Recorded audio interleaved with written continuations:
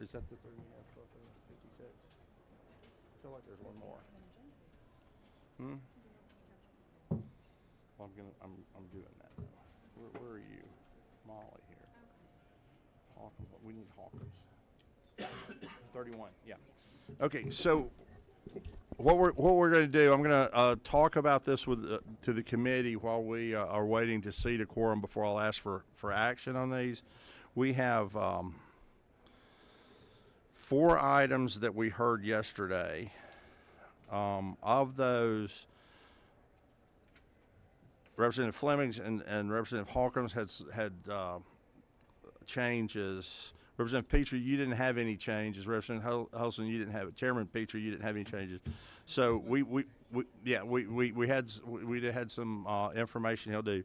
So what I'm going to do is try to get folks out of here as quickly as I can, but we're again counting on the quorum. So I'm going to ask Representative Holcomb if you'll tell us about the changes to HB 1231. Again, we can hear from folks. We can't vote until we get the members here, but we can take care of some of that.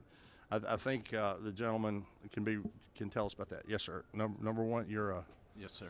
Is that what you are, witness one, or are you? Yes, sir. Okay. Number one. Yes, sir. All right, thank you.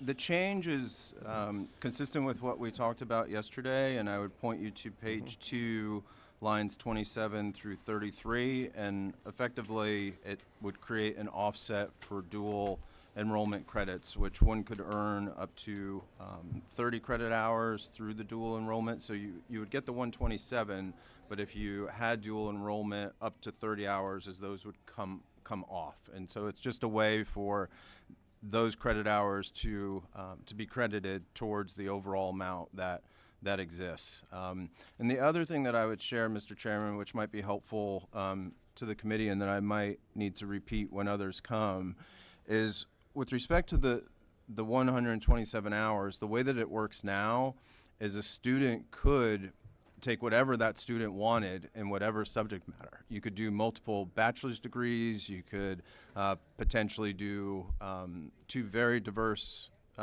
fields of study if you really enjoyed being in college and wanted to stick around longer, and you would be able to, towards undergraduate degrees, apply all that. And so, again, just to repeat what the idea that we're proposing is, for those that are in fast-track paths, they could apply some of those credit hours towards graduate degree instead of all of it being towards undergraduate degree.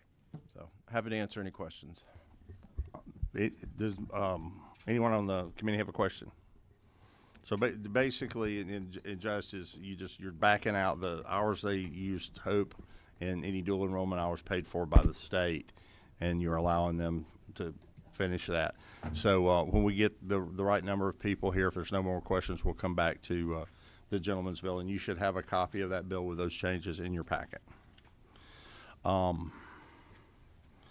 Representative where's Fleming? There you are. I know Representative Fleming. Tell us quickly about your changes on 1224. Thank you, Mr. Chairman. 5. It actually is. It actually is 1225. Oh, no. Sorry, I was talking about the mic number. It's good. We're good, Mr. Chairman. I'm rattled. I noticed everybody at this meeting was in 341, and since then I haven't recovered. So y'all bear with me. Yeah, but it actually does say on our agenda 1224. The bill is 1220. It is 1224. It is 1224. I remember now. We had 1124 on the floor today. There should be something in the clerk's office that should not number those that close together and send them to the same committee. Yes, sir. You have the floor. I'm sorry. Thank you. Well, we should memorize this number. I think it's the 4th time we've heard in the committee. We passed this out yesterday, but we noticed in rewriting some of the proprietary and non-proprietary requirements, we inadvertently left out some language that removed an institution that has been in the program for a while, and so we went back and added a few lines to make sure we did not do that. That wasn't our intent. Worked with President Riley and Chairman Martin this morning. Actually, it was a good catch by Chairman Martin. So that's all we did, was add some language back to make sure we did not kick out any institutions that had already been a part of the TEG program. Thank you, Representative Fleming. And so I do want to remind everyone that this is trying to depict who is in the program now and the new, what's Chairman Fleming added and started in Section 3. Section 3, tuition equalization grant for high demand fields. For high demand fields. We do know that there are some institutions that had information before us last year that may not be captured in this. Just so everybody goes, we're aware of that, and this bill will move on. That does not mean that we are not focused on taking care of that. So I just want to make clear to everybody about that. But this bill needs to move on. As I mentioned, we have several vehicles.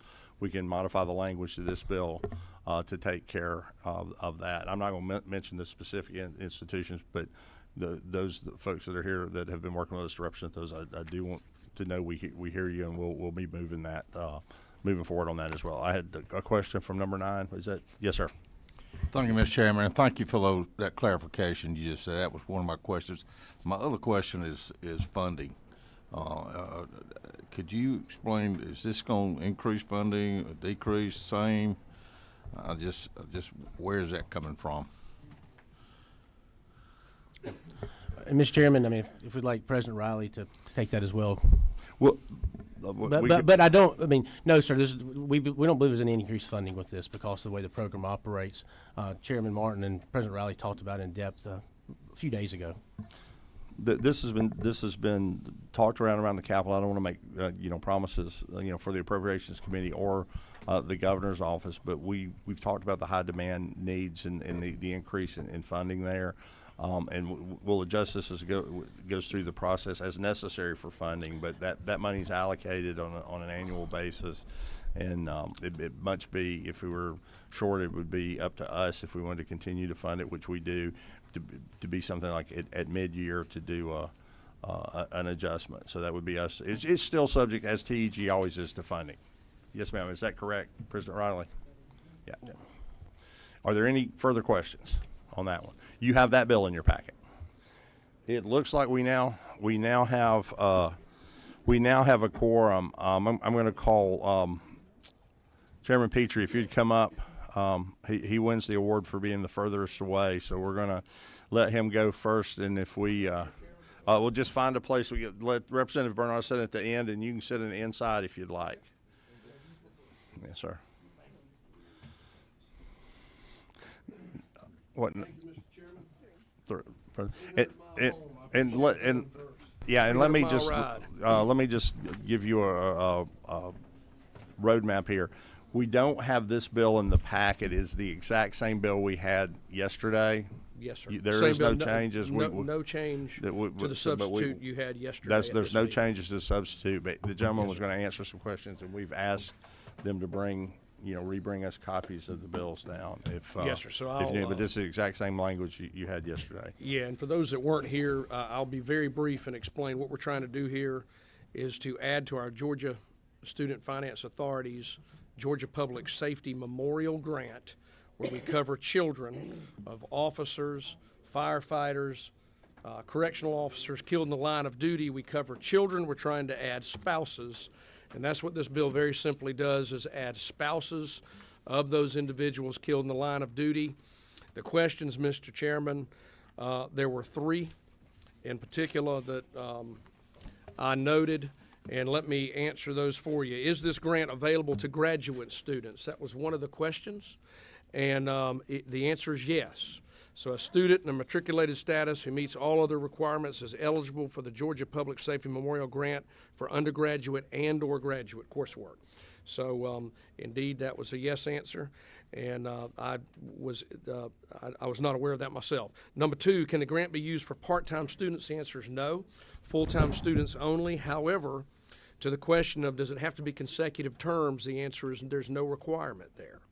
So there is no requirement that they be consecutive terms, which I think is helpful to spouses who are raising children, but there is not currently the ability to be part-time during those terms. If that answers my, are there any other questions I failed to read You have a from question yesterday? from Chairman Jaspers. Chairman Jaspers. Yes, sir. Not on this bill. Yes, It sir. was on a previous bill. Yes, sir. We'll come back to that. We have the item, and I can read the LC. Yes, sir. Did you have a question? Yes, What's the microphone down there? Is that one or two? it's two. Yes, sir. Okay, thank you, Mr. Chair. Just on the, there are no requirements. So, for example, a person, because we asked about families, they could take like maybe 6 hours, not really necessarily carry a full load, even though they're not part-time. But is there any requirement on the load that they have to carry? The experts here to answer that if you don't. The load of classes, you know, since they can't be part-time, is there a minimum amount of class hours that they would have to take? Traditionally, full-time is 12 hours, 12 credit hours. Okay, so And they it- would have to take 12 hours? Yeah, Russia, and so you would have to take 12, you have to attempt 12 hours to be eligible for the grant. And something for the committee to understand, that's the way the grant is now. I don't think it had ever been contemplated. I think it had been contemplated mostly for traditional students that would be going into a traditional full-time program. With this being a spouse, we can certainly see that. But at this stage of the game, we need to move, if it be the will of the committee, we need to move the bill, adding the spouse. We can work, if we have time, with the Senate to try to figure out how to bifurcate the program where it could work, potentially work for a part-time student. But failing that, at least it would be available for the spouse that could do it full-time, and we would have an opportunity to do that next year if we can't do that this year.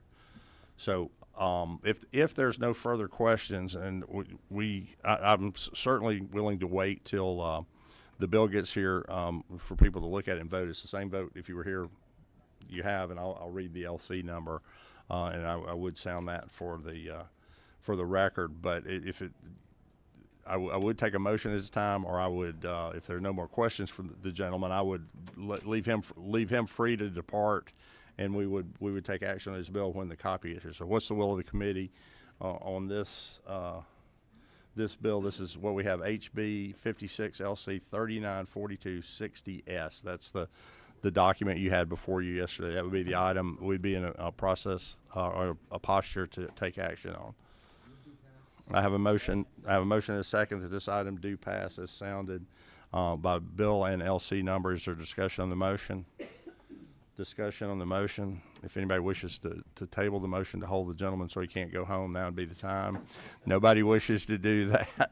All in favor of the motion signify by saying aye. Any opposed, no. Motion passes. You're on the rules. You got to get the form. Yes, sir. Okay. All right. We have. I'm going to go back. I'm going to go back to the ones we have here, since we're waiting on 74 as well, right? We're waiting on the third. Yes.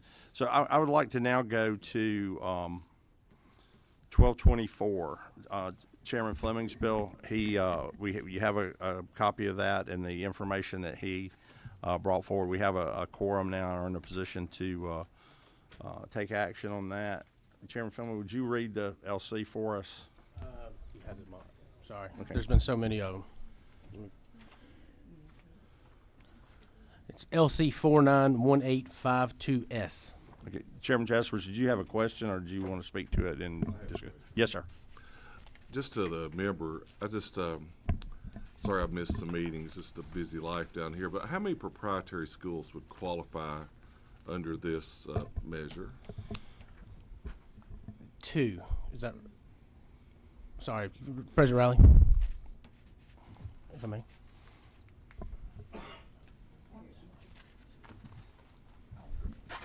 Thank you for the question. Currently, 2 proprietary schools are participating.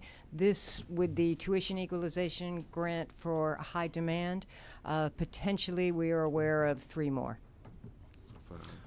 Okay. Yes. Not under this. Just under the grant. That'd be under that grant. Under the program. high-tech grant. Correct. Man, Yes, So high that- demand careers. So to add 3 more, if you might mistake, you may be the one to answer this. So I guess to follow up, I think Chairman Dickey had the question, to fund this to static, I guess is what I call it, which isn't a good word, but would fund everyone at the current level that has a TEG, and then adding these, how much more funds would it take? And looking at the 150% for the high demand, what are we talking about money-wise? Thank you for that question. We don't have a specific number today. However, the dollars that are not used in any given year remain with the authority and carry over to subsequent years. We are currently we currently have a reserve balance at this time, Chairman Jaspers, and so we feel comfortable that at least for initial years it would easily absorb the increased schools who don't have a large enrollment that this would impact, but would certainly provide more talented folks to be able to get into the workforce. And I think the chairman may have already been able to get through that. I know you hadn't been able because of your other duties, but the TEG HD, as it's referred to, only provides it for the high-tech fields, not high demand fields that are defined by the governor's panel that we passed earlier this year. It also, the schools under this don't participate in HOPE or dual enrollment. It is for the TEG, for the high demand fields only. So we're trying to focus that on our current workforce needs, and we see that changing on an as required basis by that workforce. So that funding, Mr. Chairman, is appropriated as every, in the both budgets. Budgets, yes, sir. So I guess my question is, we're talking about funding pre-K, and there's been just this, we have an extraordinary amount of money at excess in the pre-K, and that's not getting funded. Yeah, the TEG is funded with state dollars. The pre-K is lottery dollars. I'm just saying the policy is that that's not getting funded, and we're going to fund this. I guess I'm just a little bit confused on the funding side of it. We have to explain it to me. Fair enough, and I'd be happy to do that. I think that the gentleman's idea in the committee that met over the summer was we're spending a great deal of state dollars to try to stand up additional programs for nursing in terms of physical facilities and then trying to find nursing instructors and that sort of thing. And we're looking at this as the lowest cost way to develop those professions in Georgia that we continue to hear are lacking. So I understand the gentleman's question. We are looking, it's a policy question, and we believe, or a vote in favor of this believes this is the least expensive way to get the best people to the people of Georgia. I appreciate the gentleman's opinion. Further questions? Yes, ma'am. Since you're saying that, because we keep using nurses, why, at the same time as the chairman has said about pre-K, which I am also for, but of giving more money to the other schools that have nursing programs, because what other high demand careers are we funding in this? Do we have some other examples? Because I know we keep using the word nursing because that's kind of like the buzzword, but what other high demand careers are going to be funded in this grant here? You're using the Workforce Development Board that we passed earlier this year. They would determine those for us. Okay, but we don't have any examples like plumbers, electricians. It's going to change. Yeah. That's the idea, Representative, that it would. That's Go ahead. Yeah, Go no, ahead. you're right. Go ahead, Mr. Chairman. Well, it would change on an annual basis because we don't want to set it to be. It could be a nurse or a plumber, and we keep providing that extra money, and then all of a sudden that's not a high demand field anymore. We want to switch, we want to be nimble. Okay, well, I would just rather that be the statement other than we keep using nurses, because if that's the case, then that's all I hear is we're doing this just for nurses. Yes, ma'am. I mean, and perhaps that's my fault for continuing to use nurses, but since I've been here for the last 2 decades, nurses that would not have fallen off the list. So that's a fallback for me that I find. So that's perhaps not the right nomenclature, but Because we have it's a good teachers announcement. too. Yes. Yeah. Okay, thank you. No. Are there any further questions? Yeah, Mr. Chairman. Yes, sir. Yes. Yes, sir. Yes, ma'am. I'm sorry. Thank you, Mr. Chair. I want to kind of follow up. Traditionally, for a bill that would have some type of fiscal impact, for something that we have to vote on in every budget and amended budget, we would have a fiscal note. And for this bill, we do not have a fiscal note that I know of, unless we do. And so I understand that there's reserves and things like that, but we have reserves for a lot of things, and we don't open up those reserves for things like more pre-K or, those things. So I am very, I guess procedurally, I'm wondering why this bill does not need a fiscal note. Well, you voted for this bill yesterday. I did not. You were not there. Okay. No, I know. I voted no. Okay, you did not. That's fair enough. I wasn't there for the physical. I should say there was a vote taken on this bill yesterday, so we were doing this. I think we've been working with student finance, and there wasn't a need for a fiscal note because of the net impact. I mean, we continue to have things that have loan forgiveness. We have these various things. We think doing this up front will actually have a net positive on the creation of these professions. And I won't say by any means that it would be a de minimis impact on the budget, but it is a limited impact. We also, and we had the schools that we had last year that we had those notes, which this high demand field, except for the additional 50%, was covered last year in the fiscal notes that we perhaps could have brought forward again, but this committee passed again. Representative, I don't know if you voted for or not. On the schools that are brought in. The limitation this year is they're being brought in only for high demand, am I saying that right? High demand career fields, and they're not being brought in for Hope and dual enrollment. So the fiscal notes we saw last year would be much higher than the fiscal note that this bill is impacting the budget. So, we can get those, and I'll make a commitment. We'll present those. But, if this should go to the floor, we'll present this on the floor for everybody what those were last year, and the impact this year will be far less. I believe I would be correct in saying that. Good question.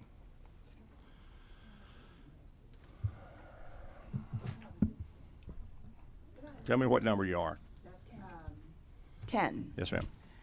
We're talking about high demand areas, and I know since I've been here in the legislature, they've always talked about high demand for teachers K through 12. And it seems like we're putting a lot of emphasis here, but I haven't seen that emphasis being put on our public schools, and getting more teachers trained to teach our kids K through 12. Representative Jones, let me remind everybody that this is TEG, okay? This is now about how much a semester? The current TEG 100% is? $500. So we're talking about, should this pass, this would be $1,500 that would be given to these. No Hope, I won't say no hope, no Hope funding, would go there. In our public school area, people that qualify would get Hope. They have the completion grant that we have funding that's going there. This is a way with a tuition equalization grant to have students that sometimes incur a higher tuition than they would have or could not have gotten in a public school.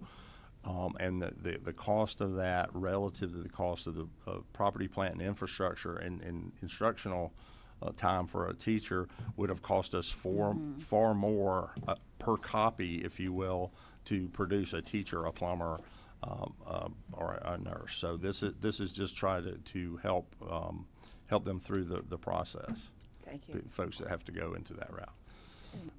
I have no further questions on that. We have, and you have in your packet, HB 1224. I keep looking down and questioning myself on that. HB 1224. If there's no further questions, we're in a posture to move this forward today.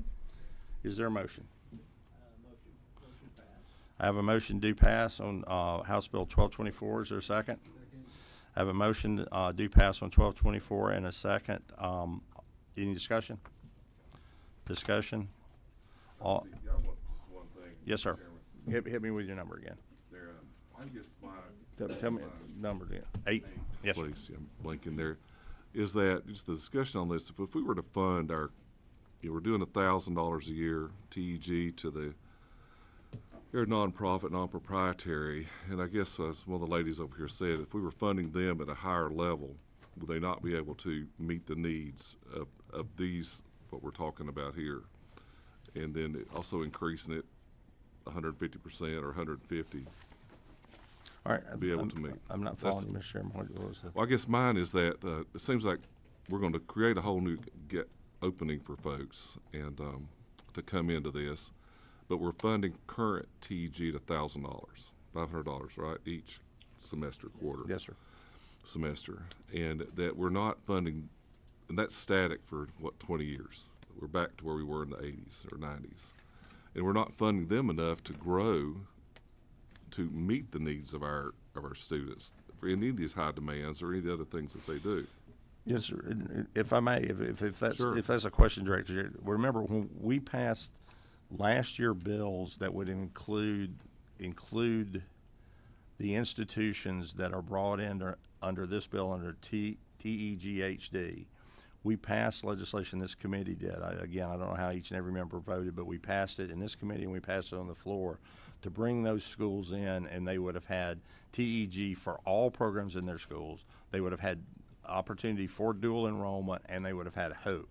This is far more limited than that. I think that's what we're missing here. This is limited and laser focused on high demand fields. So it will cost less and get more results for Georgians that need help in these high demand fields. So I hear I hear exactly what you're saying, and I think that the confusion may be that the 150% toward this small group of courses, the high demand field, will perhaps, and I think have less exposure financially for the state than 100% for all of the programs at the institutions, including HOPE and allowing some institutions to teach dual enrollment. So I think we actually are going to get more high demand career graduates helped, assisted, and cost the state less dollars. But if the gentleman will allow, I'd be happy to get with you.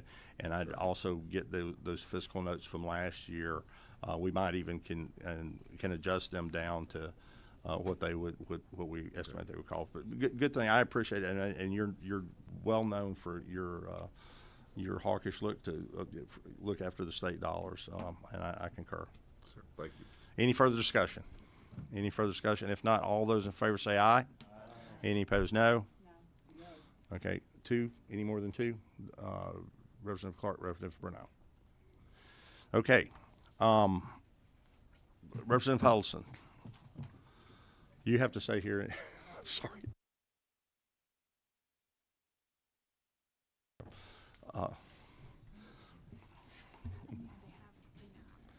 Yeah, yes, sir. And this, tell us your bill number and LC. Be speaking on House Bill 1274, LC number 460801. And what this bill does, basically, I'm sorry. I think we remember what it did from last year, so I'm going to ask you to go for it. And again, so I'm just in the interest of time. I don't mean to cut you off. Yes, sir. Was there anybody that wasn't here for the presentation that has a question about what the gentleman was doing yesterday? Because we have the same item. You're basically reducing the amount because of the number of years, and you're getting people into the large animal livestock area, and when they're in it, they get in it for 3 years. They don't have to do it a year at a time. Correct. So, And the program has been originated since 2016. It's just revamping it. are there questions? Yes, sir. I just want to make a statement, Mr. Chairman. Very much high demand issue in our rural counties. So high demand got us in trouble last time, so I'm not sure that's a good place to go. But I thank the gentleman for his question. Any further questions? Yeah, and Representative, you were awesome yesterday with your presentation. I didn't mean to cut you off, but I know you two have a few miles to drive. Gentlemen, have any questions on his proposition HB That would be the time for that. I have a motion do pass and a second on HB 1274 LC 460801. Discussion? I see none. No discussion. All those in favor say aye. Any opposed, no. You pass. Thank you very much. Thank you. We're going to go now to 1231. Representative Holcomb presented this earlier. There were a couple of members that came in. Can you give us a 20-second highlight on the change that he made? Yes, sir. Yes, sir, Mr. Chairman. Okay. The quick change from yesterday is just to have, and it's in lines 27 through 33 would be to have an offset if a student had dual enrollment credits, which they're allowed to get up to 30 hours. So the cap would be still 127, but this would allow those that are in fast track programs to apply unused credits towards those graduate level courses, which currently isn't allowed. So that's the fix that we're trying to address. Yeah. Are there any questions? And let me say this also, we're moving forward. We have to get with, well, I probably should. I'm gonna lay this out as the framework, because I'm not asking the gentleman a question. I'm just kind of the posture that I'd like the committee to consider. This too could have a financial impact on the Hope Scholarship. We don't know that we'll have the answer, but the representative has committed to work with us and not force the topic unless we could get our hands around what we're doing. But I think it sends, if the committee so desires, I think it sends a good message to move this on, subject to finding out how much it's going to cost, because these are, if you will, our best and brightest that are able to use some of the Hope to get a graduate program. And we have, I think, isn't it true, we have seen that people are coming out of colleges with these graduate programs that have loans, and we're looking at various professions to try to repay those. It would be better for them not to incur it if they aren't using more than they were originally granted, the 127 hours. That's So- exactly right, Mr. Chairman, and I will certainly commit to being as transparent as possible. And I know that the effort is underway to get the data, and so hopefully we'll have it by next Thursday. Yes, sir. So is there any further questions on this? 1231 LC, am I right on that? 1231 LC 4918 43S. Any questions for the gentleman? If not, what's the pleasure of the committee in regards to this item? I have a motion to pass this second. Second. We had multiple moves. Discussion. Any discussion on the motion? Hearing none, all those in favor of moving this along to rules with the do pass recommendation say aye. Aye. Any opposed, no. It moves on. I want to thank everybody for being here. I apologize for me being a little scattered. We were trying to move things and do some bills from people. But with that, I see no further items for the committee. We'll stand adjourned without objection. We are adjourned.